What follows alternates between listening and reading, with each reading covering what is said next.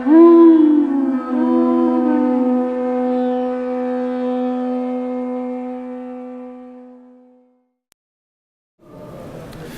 Namo Bhagavate Vasudevaya. Om Namo Bhagavate Vasudevaya. Om Namo Bhagavate Vasudevaya. Narayanam Namaskritya Naram Chaiva Narottamam Devim Sarasatim Vyasam Tato Jayamutiraye. Reading from the Srimad Bhagavatam, Canto 7, Chapter 8, Text 9, 7, 8, 9.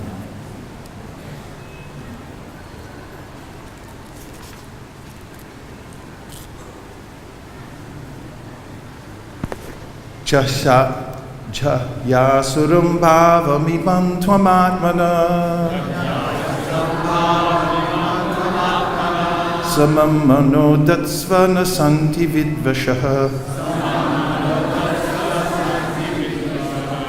ritirjitad atmana utpatestitad tadhi hyanantasya mahatsamarhanam Yasuram bhavamimam tvamatmana samam mano tatsvana santi vidvashaha ritirjitad atmana utpatestitad tadhi hyanantasya mahatsamarhanam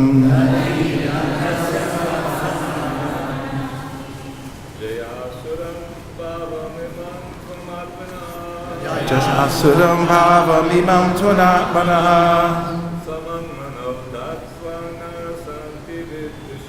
samam mano tatsvana santi vidvashaha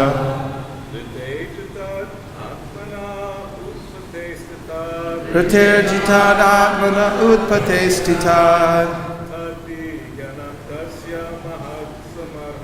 tadhi hyanantasya mahatsamarhanam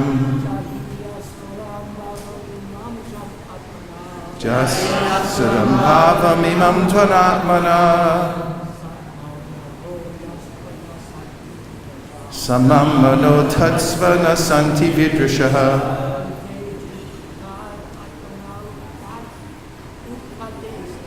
ritirjitad atmana utpatestitad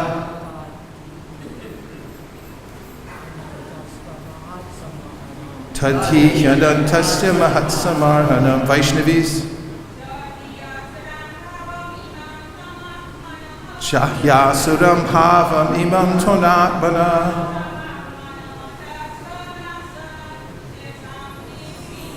samam mano tatsvana santi vidvashaha ritirjitad atmana utpatestitad Tadhi hyanantasya mahatsamarhanam Yasuram bhavaminam tvamatmana samam mano tatsvana santi vidvashaha ritirjitad atmana utpatestitad Tadhi hyanantasya mahatsamarpanam jahi, just give up. Asuram, demoniac. Bhavam, tendency. Imam, this. Twang, you, my dear father. Atmanaha, of yourself. Samam, equal. Manaha, the mind. Tatsva, make. Na, not. Santi are vidvashaha, enemies. Rite, except. Ajitat, uncontrolled. Atmanaha, the mind. Utpate, on the mistaken path of undesirable tendencies. Stita, being situated. Tat-hi, that mentality. He, indeed, Anantasya, of the unlimited Lord. Mahat, the best. Samarhanam, method of worship. Translation. Prahlad Maharaj continued, "My dear father, please give up your demoniac mentality. Do not discriminate in your heart between enemies and friends. Make your mind equipoised toward everyone. Except for the uncontrolled and misguided mind, there is no enemy within this world. When one sees everyone on the platform of equality, one then comes to the position of worshiping the Lord perfectly." Purport. It is by and grace A.C. Bhaktivedanta Swami Prabhupada. Srila Prabhupada ki. Unless one is able to fix the mind at the lotus feet of the Lord, the mind is impossible to control. As Arjuna says in Bhagavad-Gita 6.4, Changshalam himana Krishna pramati balavadradham tasyaham nigraham manye vayor iva sudushkaram. For the mind is restless, turbulent, obstinate, and very strong, O Krishna. And to subdue it, it seems to me is more difficult than controlling the wind. For the mind is restless, turbulent, obstinate, and very strong, O Krishna. And to subdue it, it seems to me, is more difficult than controlling the wind. The only bona fide process for controlling the mind is to fix the mind by service to the Lord. We create enemies and friends according to the dictation of the mind. But actually, there are no enemies and friends. Pandita samadarshinaha, samak sarveshu bhuteshu madbhaktim labate param. To understand this is the preliminary condition for entering into the kingdom of devotional service. Om Ajnanatimirandasya Jnananjana Shalakaya Chakshurun Militam Nena Tasmai Shri Gurave Namaha. Shri Chaitanya Manopishtam Stapitam Yena Bhutale Sayam Rupa Katahmayam Dadati Swapadantikam Vandeham Sri Guru Sri Yuta Padakamalam Sri Gurun Vaishnavanscha Sri Rupam Sagrajatam Sahagana Raghunatham Vitam Tam Sajivam Sadvaitam Sadvatutam Parijana Sahitam Krishna Chaitanya Devam Shri Radha Krishna Padan Sahagana Lalita Shri Vishakhan Vidhanscha Nama Om Vishnu Padaya Krishna Preshtaya Bhutale Srimate Bhakti Vedanta Swami Niti Namine Namaste Saraswate Deve Gauravani Pracharine Nirvishesha Shunyavadi Paschatya Deshatarine Nama Om Vishnu Padaya Krishna Preshtaya Bhutale Srimate Bhakti Siddhanta Saraswati Tinamine Shri Varshabhana Videvi Daitaya Kripabdaye Krishna Sambandha Vijnana Daine Pravave Namaha Madhuryo Jvala Premadya Shri Rupanuka Bhaktida Shri Gaura Karuna Shakti Vigrahaya Namostute Namaste Gauravani Shri Murtaye Dinatarine Rupanuga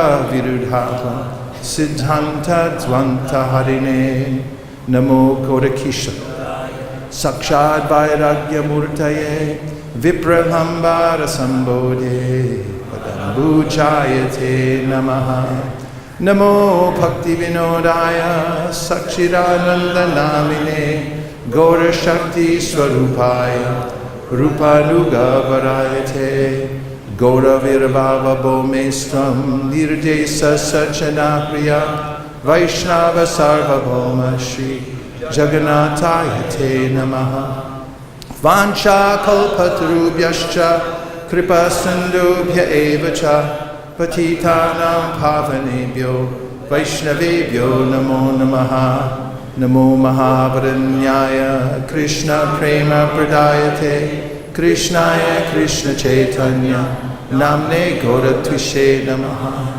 Panchatattvatmakam Krishnam Bhakta Rupa Swarupakam Bhakta Avataram Bhaktakyam Namami Bhakta Shaktikam He Krishna Karuna Sindho Dinabandho Jagatpate Gopesha Gopika Kanta Radha Kanta Namostute Jayatam Suratau Pangor Mama Mandama Tergati Matsarvaswa Padamboja Radha Marana Mohano Divya Vrindaranya Kalpadrumata Srimad Ratnagara Sinhasanasta Srimad Radha Shila Govinda Deva Rishtalibi Sevyamano Smarani Sriman Rasarasarambi Vamshivata Tatastita Karshan Venu Swaner Gopir Gopinatha Shriyestunaha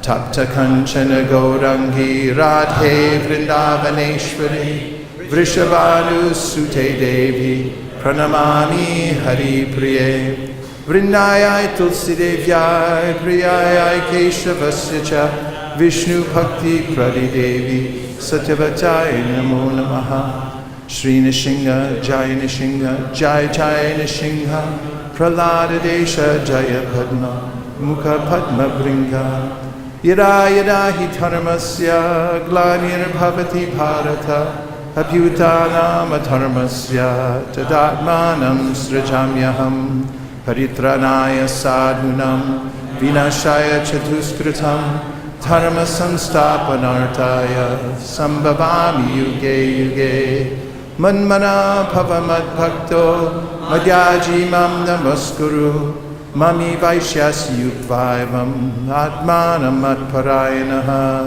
Sarvadharman Parityaja Mamekam Sharanam Vraja Aham Tam Sarva Papebhyo Mokshayishami Masuchaha Shushushro Shradhanasya Vasudeva Kataruchi Styan Mahatsevaya Vipra Punya Tirtha Nishevana Shinvatam Swakata Krishna Punya Shravana Kirtana Hridyantaksto Hibhadrani Vidunoti Suritsatam Nashta Prayeshu Abhadreshu Nityam Bhagavata Sevaya Bhagavati Utamashloke Bhaktir Bhavati Naishtaki Tada Rajastamo Bhava Kamaloba Dayaschaye Chetaiter Anavidam Stitam Sattve Prasidati Evam Prasanna Manaso Bhagavad bhakti-yoga Bhagavad Tattva Vijnanam Mukta Sangasya Jayate Vidite Hare Grantish Chijante Sarva Samshayaha Shyante Tasya Karmani Drishtaevad Manishvare Jaya Shri Krishna Chaitanya Prabhu Nityananda Shri Advaita Gadadhara Shivasari Gaura Bhakta Vrinda Hare Krishna Krishna Krishna Hare Hare Hare Rama Rama Rama Hare Hare Shahyasuram bhavamimam tumadmana sammam mano tatsvana santi vidvashaha Ritirajitad atmana utpatestitad tadhi hyadantasya mahatsamaranam. Prahlad Maharaj continued, my dear father, please give up your demoniac mentality. Do not discriminate in your heart between enemies and friends. Make your mind equipoised toward everyone. Except for the uncontrolled and misguided mind, there is no enemy in this world. When one sees everything on the platform of equality, one then comes to the position of worshiping the Lord perfectly.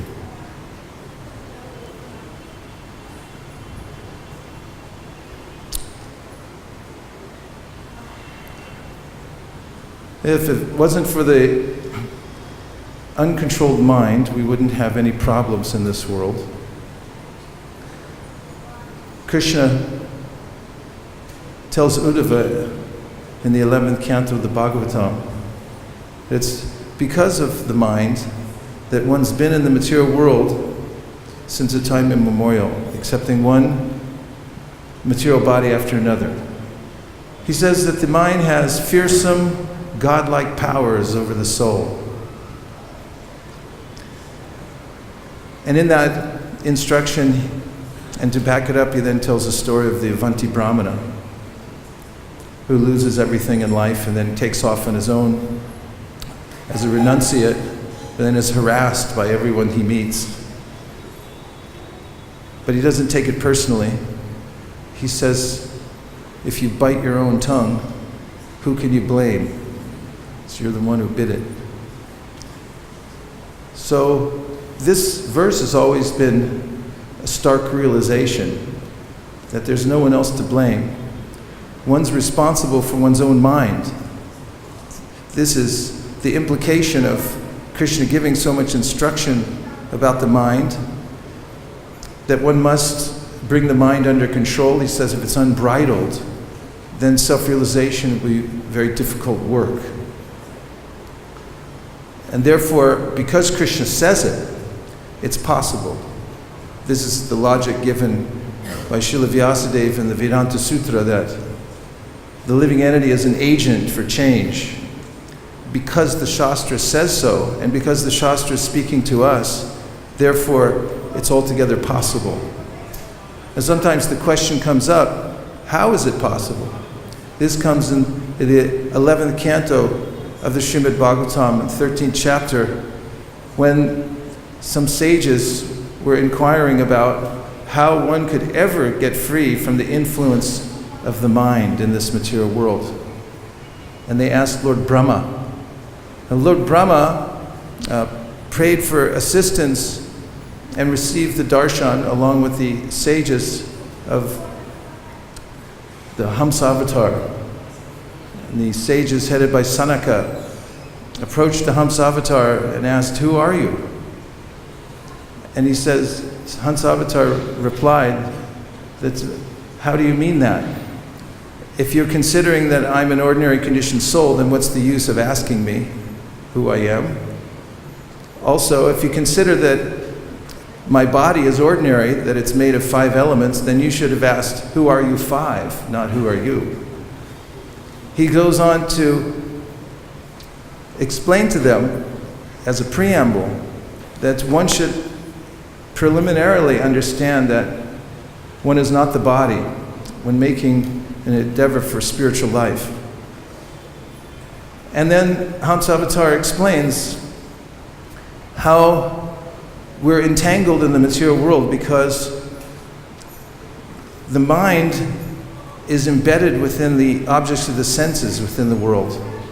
And the objects of the senses flow into the mind. This is how the material universe is set up. As mentioned in the 1st canto, 2nd chapter of Bhagavatam, Asa gunamayera bhavyera bhuta sukshmendriyatmadvi swanirmiteshu nirvishto bhunkte bhuteshu tad gunan. That in the beginning of creation, the Lord created the subtle mind for the living entities to allow them to interface with the sense objects. And quite strikingly, Hamsa Avatar mentions how they're inextricably connected. The sense objects automatically flow into the mind, and the mind automatically goes to the sense objects in this world. In fact, Kapila Dev tells how a living entity, when taking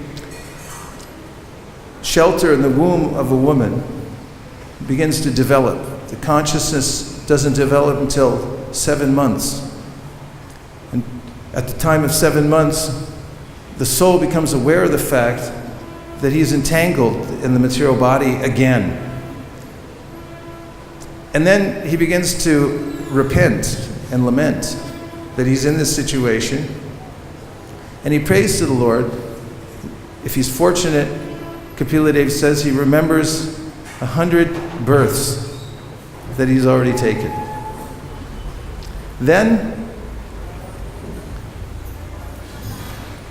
he's automatically pushed out of the birth channel by the powerful airs. And when he comes out into the world, he forgets that he had been praying to the Lord, because the senses immediately become externalized and they connect with their objects. Then he becomes surrounded by his so-called relatives who make a little name tag and then slap it on him and say, here's your new name. Your name is Schnicky.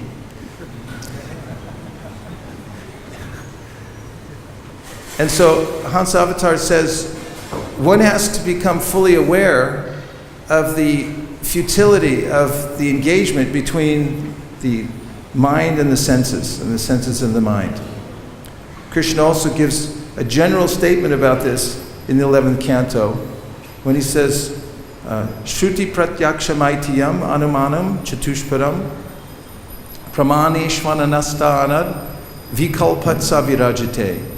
That you should use 4 kinds of evidence to find out for yourself that this material world is unstable and that you're not part of it. That is Shruti, hearing from the Shastra. Pratyaksha, you should see for yourself. Anuman, make logical deduction. And Aityam, which traditional wisdom which is passed down. Anavastana, it means that it's not a stable situation that one's in. Vikalpatsa virajate, therefore one should renounce the material world altogether. And that's what's being recommended here. Only Hans Avatar goes on to explain that it's not possible to give up the senses altogether because they're eternally active, because the living entity has eternal senses. Krishna confirms in the Bhagavad-Gita, Nahi kashchit shanamapi jatu tishchatya karma krit karyate hyavasha karma sarva prakriti jairagunai. We are eternally active. However, he says that, as does this purport, one must learn that everything that one sees within the world is connected to the Supreme Personality of Godhead, and therefore engage it in his service. He explains also that the various states of consciousness we experience in this world are illusory. And he gives 3 stages of consciousness. One is wakefulness. This is caused by the mode of goodness. And then there's sleep with dreams. This is caused by the mode of passion. And then there's sleep with no dreams. This is caused by the mode of ignorance. But he says one should know that the living entity exists beyond these 3 states, and that the living entity should become aware of these 3 states and therefore see himself as separate from him. The living entity, he says, should become Sakshitwena. Sakshitwena means that he should become a witness and see that he's moving through this world, moving through different states of consciousness, but actually, as the Vedas say, asango hyayam purushaha, he has nothing to do with them, no actual connection. So in this sense, the mind is also just like a movie screen. And Yoga Sutra explains, because of my connection with the 3 modes of material nature, one life after another, I accumulate vrittis, or impressions, which then are projected onto the screen of the mind. And then I identify with that movie, just like if you go to a movie, a really good Bollywood movie, it's very absorbing. Then the lights go off and the movie screen comes on, and then you're carried away with great happiness to see all the dancing that takes place, right? And one also might begin to cry when the hero of the story dies or falls off a cliff and smashes his head. And then, oh. But actually, this is only watching light on a screen. So similarly, we're observing the mind. And not only that, the mind and my interaction with it is highly interpretive. There are 3 states of mind. The first is perception. The mind is an instrument for perceiving the world. And we actually don't perceive the objects in the world unless we become focused on them.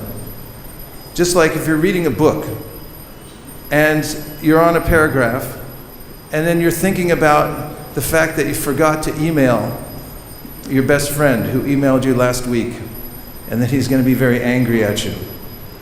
And you get to the bottom of the paragraph and you realize my eyes were in contact running down, but there was no perception. There was no understanding of what I read. So therefore, the senses have to be focused on their object in order to perceive them. Once I perceive the objects of the world, then there's a matter of interpretation. The mind interprets. And Krishna explains in the 17th chapter of the Bhagavad-Gita that the mind becomes conditioned by various modes of nature, and therefore I interpret it in different ways. What I see. I interpret what I see in various ways. So it's not that we're Epictetus, a Greek philosopher, said, we don't see the world the way it is, we see the world the way we are. And we interpret it in a certain way. Then interestingly enough, the way we interpret it then gets signaled to my physical body. For instance, if you see your friend walking down the courtyard and he averts his eyes and keeps walking, you might think, oh, he hates me. Might you not think that? Say yes. So say you see your friend, he looks away, and then think, oh, he hates me. And then suddenly become filled with emotion. What emotion? Shastra-krit?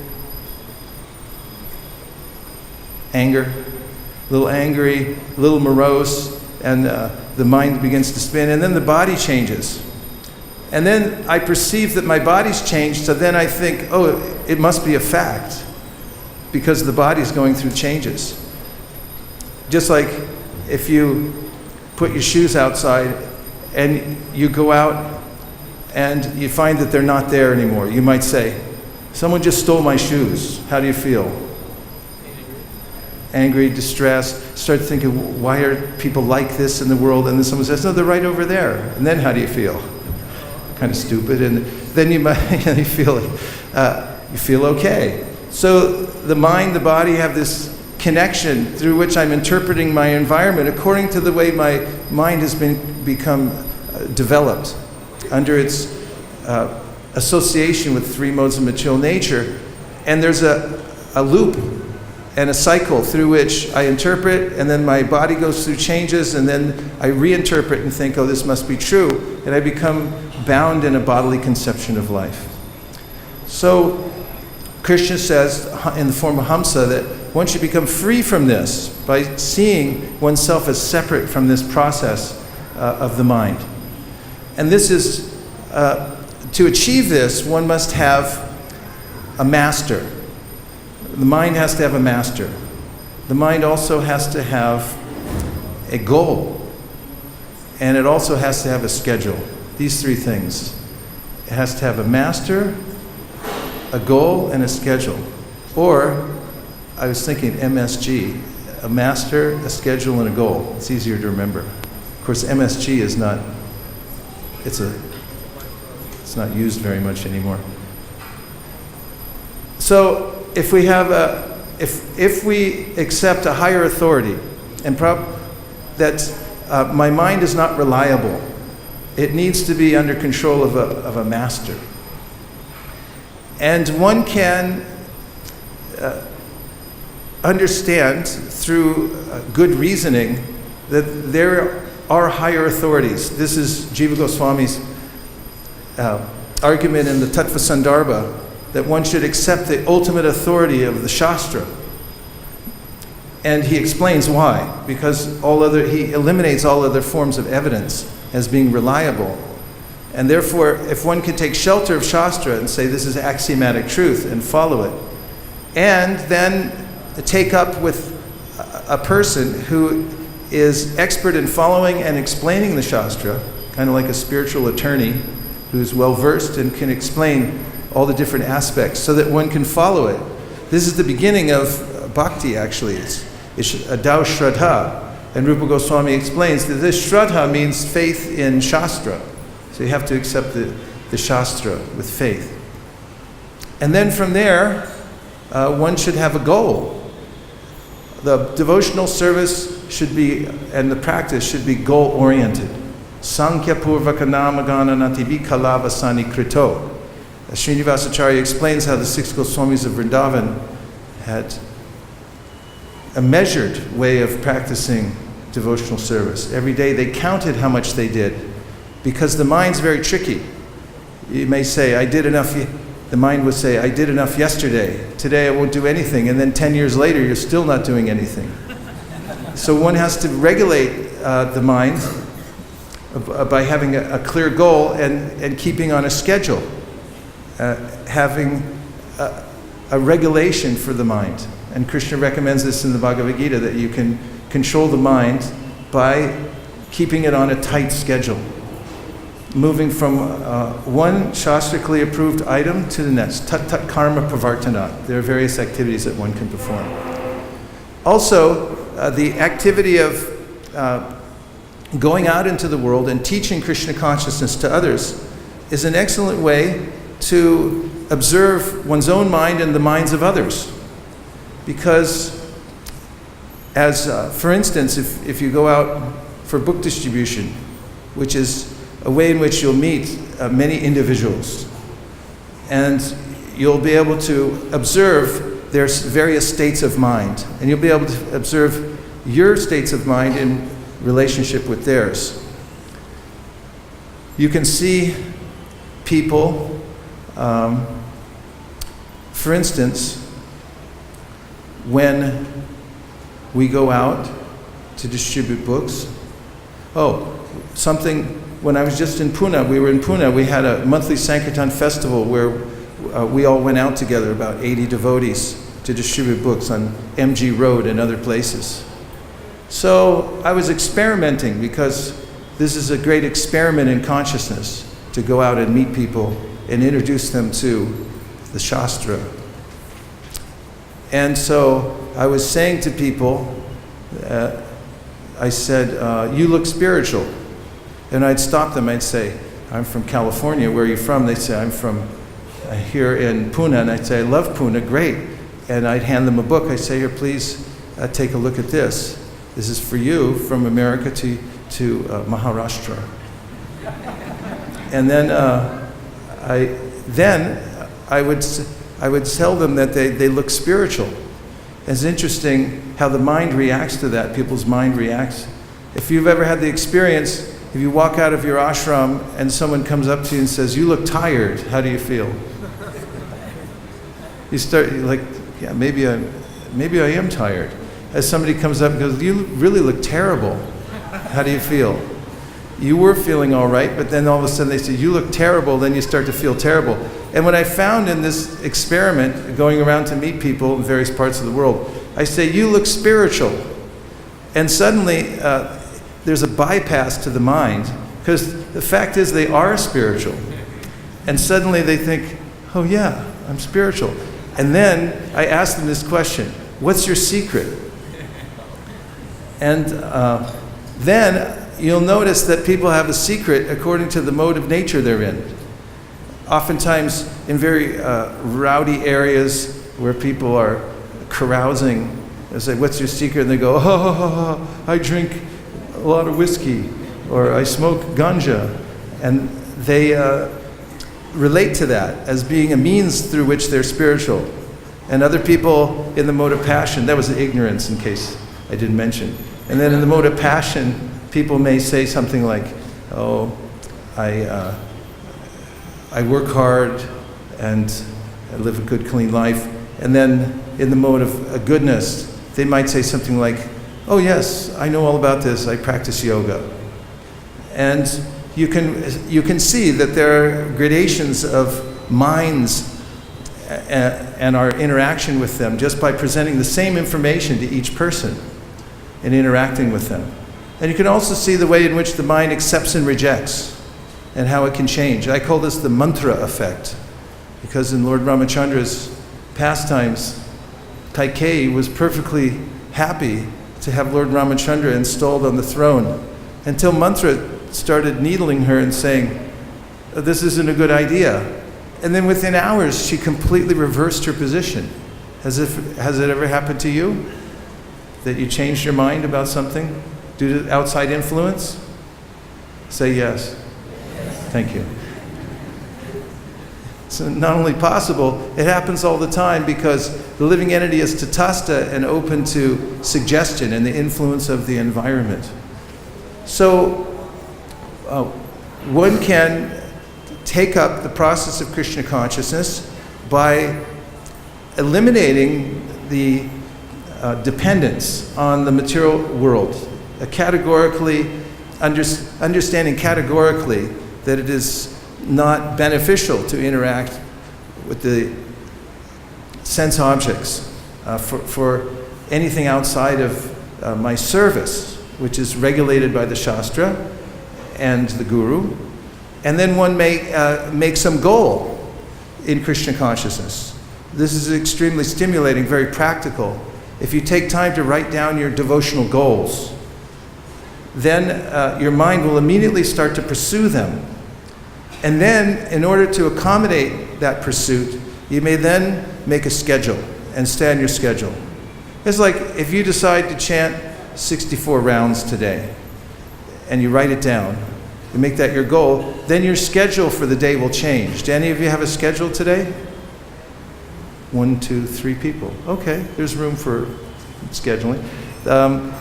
Your schedule might change. You may take the long route around so you don't have to talk to anybody to finish your 64 rounds. Because you know if I walk through the assembly, I'll be stopped 3 or 4 times and I'll use up half an hour. So our life can adjust accordingly. So these are 3 practical things. So now we'll take some reflections, because we have 12 minutes left. And you just reflect back anything that you heard so far, and we'll try to discuss it more. And Nagar Kirtan looks like he's ready to go. I like that quote you gave out of philosophy. He said that we don't see the world as it is, we see it as we are. Yeah. And people interpret things variously, even though they're standing in the same place. Yes, Prabhu? In the third quote, Prabhupada says that we have no friends, or Hamsa said we have no friends or no enemies, yet still we have friends. We don't walk around in a neutral state like that. We have associations, some friends, some we're not so close to. So what about it? Yeah, so is that okay? Yeah. As is mentioned, there's a way in which all of the ways that we interact with the world must be connected to the service of the Supreme Personality of Godhead. And there's ample instruction in the Shastra about how to interact with various kinds of people in the world. For instance, for advanced devotees, Ishvare Taradineshu Bhalisheshu Dvisatsucha Prema Maitri Kripopeksha Ya Karoti Samadhyamaha.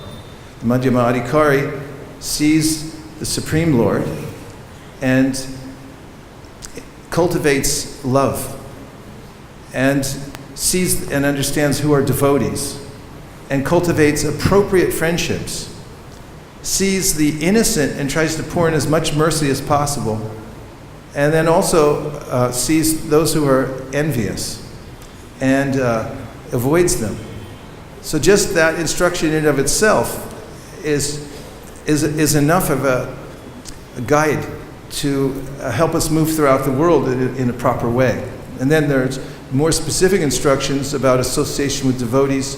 For instance, in the Upadeshamrita, Krishneti yasya giritam manasaya driyeta dikshasi che pranditi vishta bhajantamisham shushushaya bhajana vignamananyamanya nindari shunya hridimipsita sangalabhya.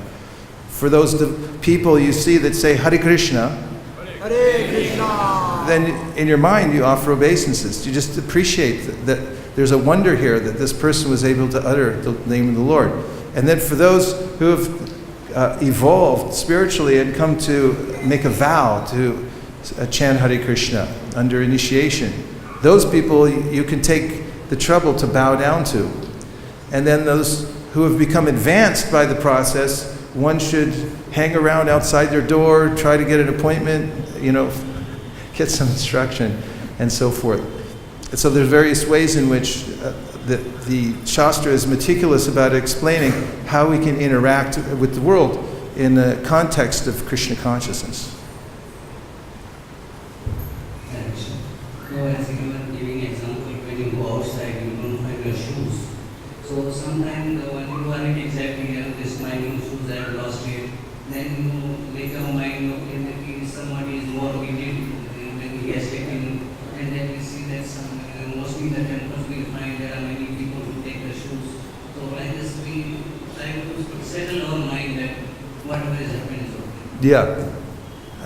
The other day, Nagar Kirtan lost his phone while he was taking a shower in the Brahmacharya ashram. And then, of course, we didn't speculate very much, but one could have, like, how could this have happened and so forth. But it turned out a monkey took it, reached in and took it out of the window. Man was riding on a train, and then he saw a beautiful woman get on the train. And the train was getting more and more crowded, and he took a fancy to this woman. His mind was attracted. So they went into a tunnel and the lights went out.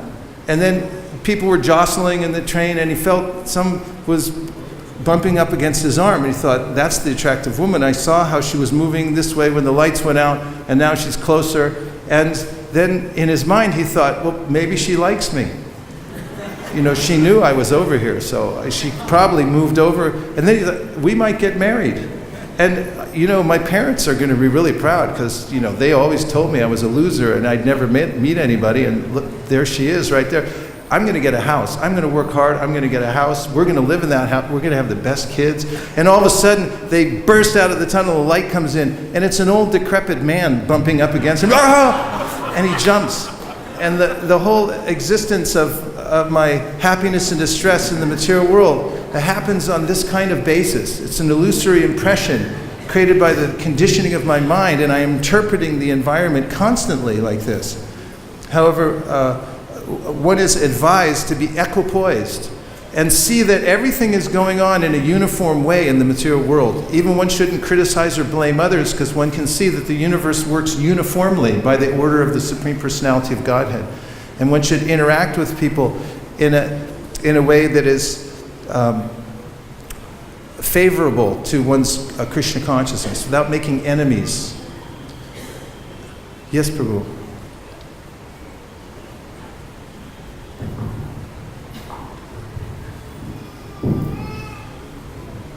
It's like you were telling Guruji that mind, there are vritti. So mind tells many times stories about us, for example, discussing the problem again and again based on our past conditionings. Make up our past conditioning as a condition. In a way, like you have been like this. It's like, for example, when we say, one year we think like discussing the problem again, and it's like you are nasty. So that mind will act by default in that way. Is it like that? I want to clarify. Yes. The mind becomes conditioned, and therefore by default I act in various ways. However, this process is reversible, and the prescription is, as I mentioned, one should have a master, one should have a goal, and one should have a schedule. And one of the goals is to hear about Krishna. Devahuti asked Kapila Dev, how is it possible to become free from the influence of the mind? Because since the time immemorial, I have considered, and even now I consider, that I am my body. And I don't see the separation between myself and the body. How can I become free from that? Kapila answers that one should hear for a long time. And then he comments that the subtle body of the living entity becomes dissolved by the process of devotional service in the same way that food, when it goes into the stomach, dissolves and is distributed to the various parts of the body, even without one's knowledge. So one should go on hearing and also practice the etiquette of spiritual life by interacting with various entities in a proper way. And then one can retrain the mind to become spiritual. Krishna also says, when instructing the sages, that one should cultivate the mode of goodness in all of one's activities. He even mentions details that you should drink clean water. You should live in a clean environment.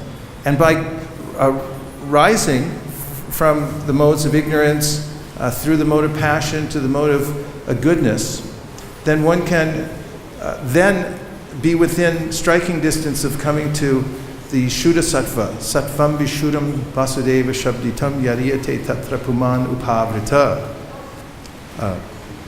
Sattvecha Tasmin Bhagavan Vasudevo Yadhoksajo Me Namasa Vadhiyate. Which means that, and once you come to state of Shuddha Sattva, Vasudev, then you can see the Supreme Lord for yourself directly. He's revealed when one comes to that position. So it's a cultivation. Very nice class.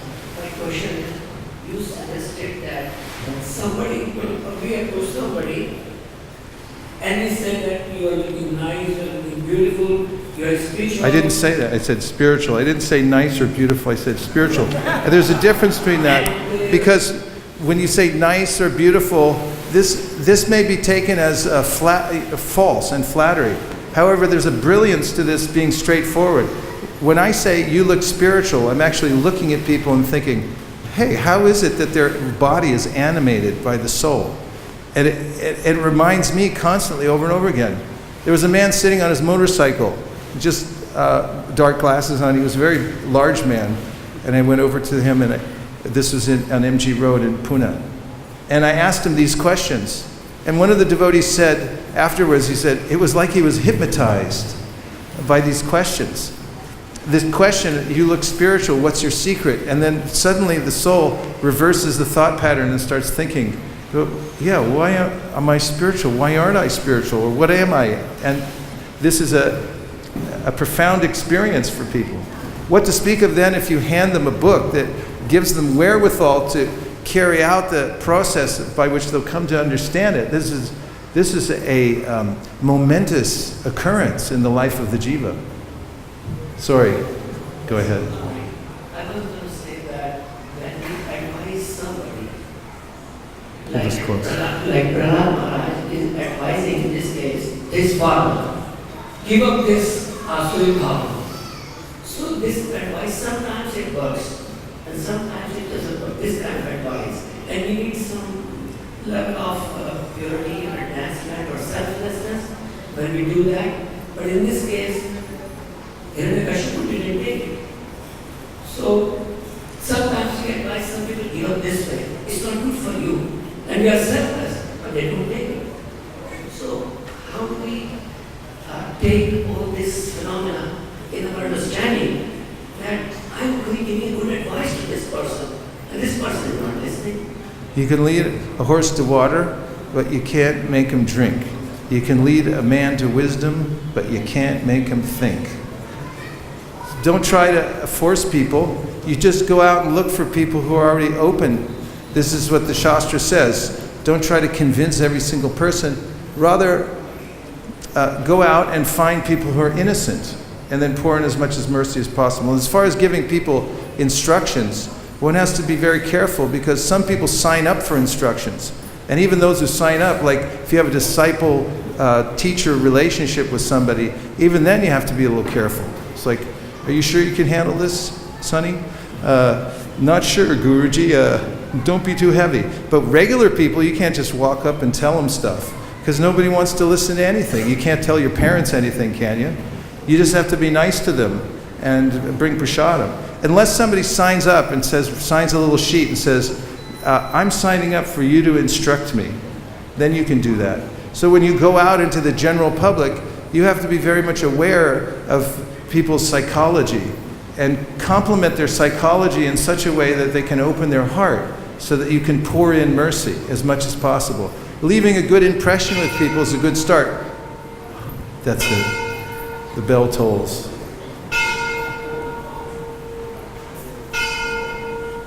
I think we're done, Shruti.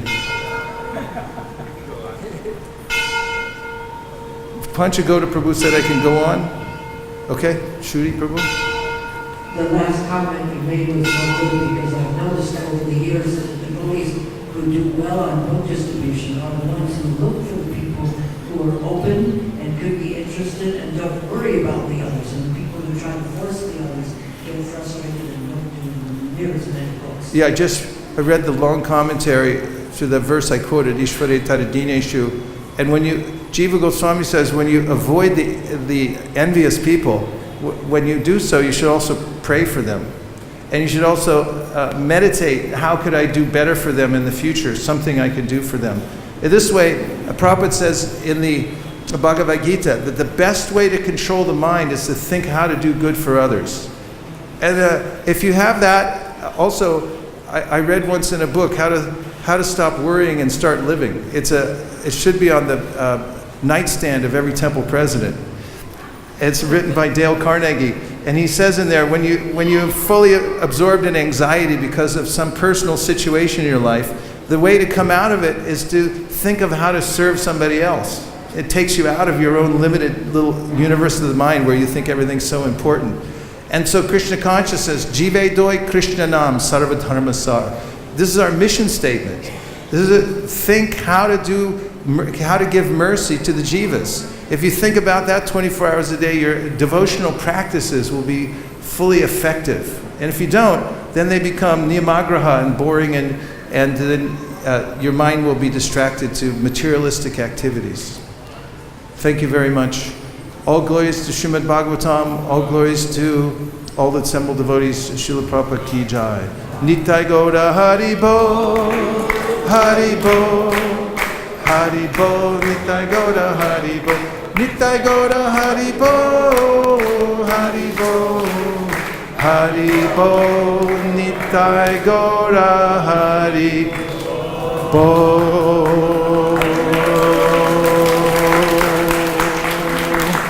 Vanchakalpadurvishcha kripasnabheva patitanam pavanebhyo vaishnavebhyo namo namaha. Nantakoti Vaishnaviniki jai.